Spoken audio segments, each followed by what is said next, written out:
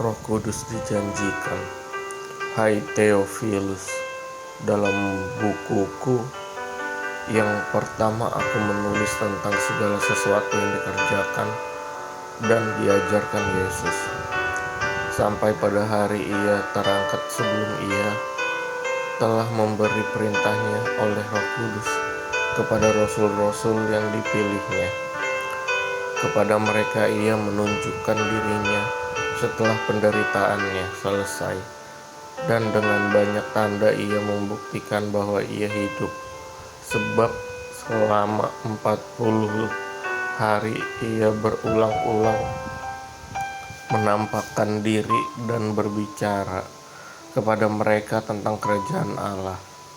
Pada suatu hari ketika ia makan bersama-sama dengan mereka, ia melarang mereka meninggalkan Yerusalem dan menyuruh mereka tinggal di situ, menantikan janji Bapa yang demikian katanya. Telah kamu dengar daripadaku, sebab Yohanes membaptis dengan air, tetapi tidak lama lagi kamu akan dibaptis dengan Roh Kudus. Yesus terangkat ke sorga, maka bertanyalah mereka yang berkumpul di situ, Tuhan, maukah Engkau pada masa ini memulihkan kerajaan bagi Israel?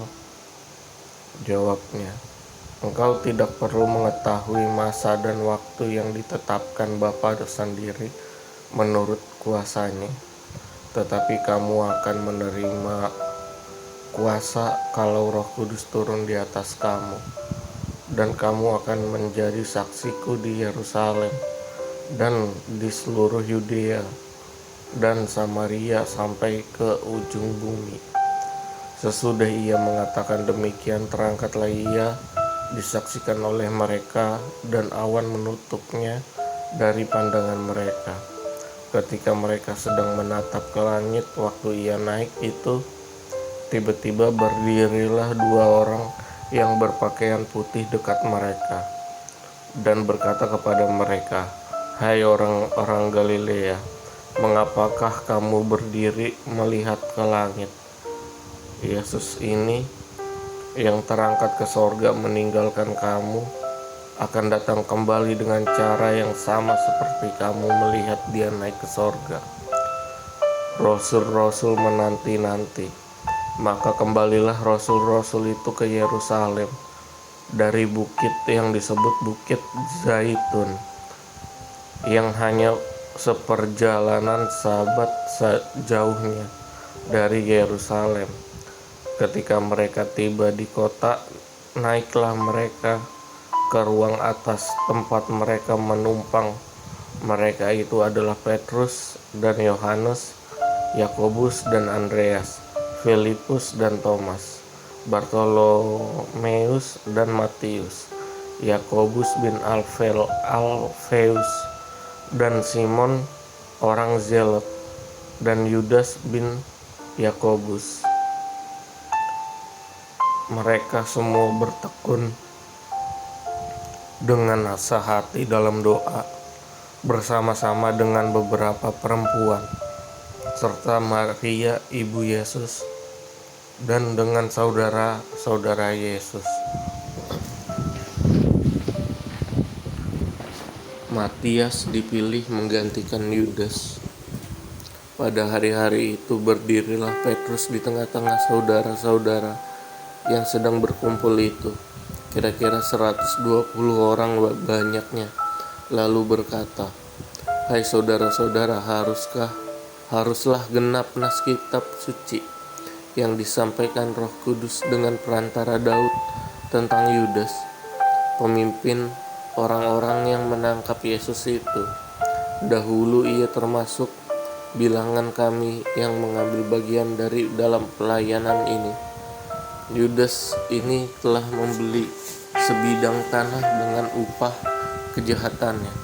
Lalu ia jatuh tertelungkup dan perutnya terbelah sehingga semua isi perutnya tertumpah keluar. Hal itu diketahui oleh semua penduduk Yerusalem, sehingga tanah itu mereka sebut dalam bahasa mereka sendiri Hakaldama, artinya tanah darah.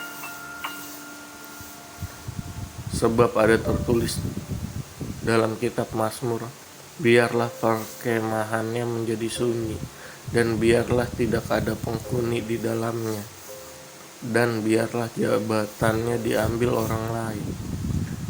Jadi harus ditambahkan kepada kami seorang dari mereka yang senantiasa datang berkumpul dengan kami selama Tuhan Yesus bersama-sama dengan kami,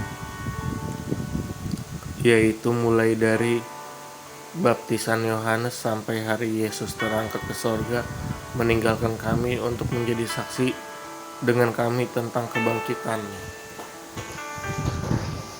Lalu mereka mengusulkan 2 orang, Yusuf yang disebut Barsabas, dan yang juga bernama Yustus dan Matias. Mereka semua berdoa dan berkata, ya Tuhan, Engkaulah yang mengenal hati semua orang. Tunjukkanlah kiranya siapa yang Engkau pilih dari kedua orang ini untuk menerima jabatan pelayanan, yaitu kerasulan, yang ditinggalkan Yudas yang telah jatuh ke tempat yang wajar baginya. Lalu mereka membuang undi bagi kedua orang itu, dan yang kena undi adalah Matias. Dan dengan demikian ia ditambahkan kepada bilangan ke-11 Rasul itu.